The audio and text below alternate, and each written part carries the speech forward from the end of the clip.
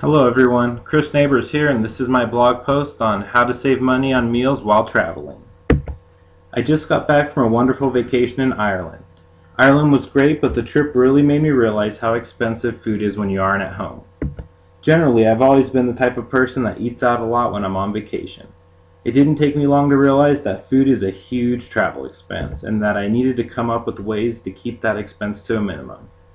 Here's a list of 4 tactics I chose to use to save money on food while traveling. The first one is easy enough. I packed a lunch. I've always viewed eating out on vacation as a form of entertainment. I never wanted to cook because that wasn't fun. There always seems to be something exciting about trying a new restaurant.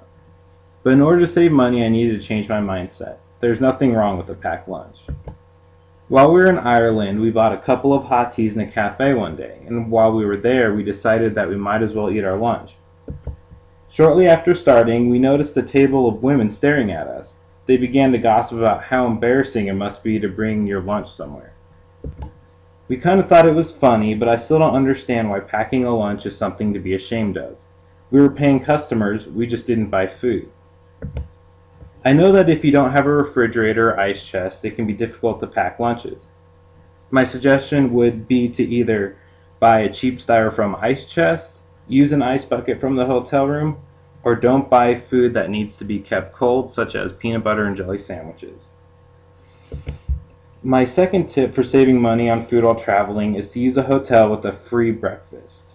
A free meal is a huge bonus.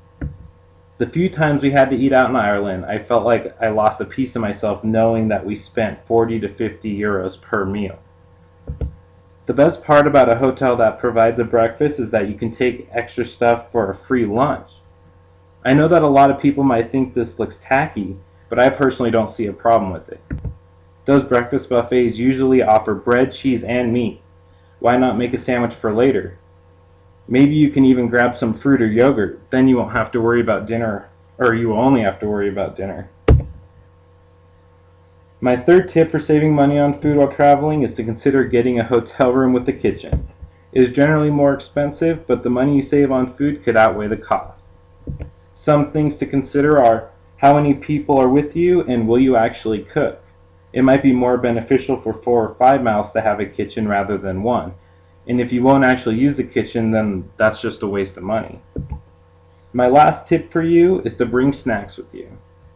If you don't get a free breakfast from your hotel, or if you're not even staying in a hotel, bring some packets of oatmeal. Most places will have hot water available to prepare them. You can even use a coffee pot to get the hot water. You should also bring things like power bars.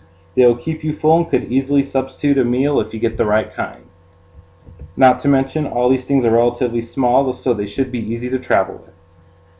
I know the snacks that we brought to Ireland saved me money many times. The main thing to keep in mind with all these tips is that you have to be willing to sacrifice the joy some of us might get from eating out to save money. If you're willing to make that choice, it can be a great way to do so. So, as a recap, you should pack a lunch, choose a hotel with a free breakfast buffet, consider a hotel room with a kitchen, and pack some snacks.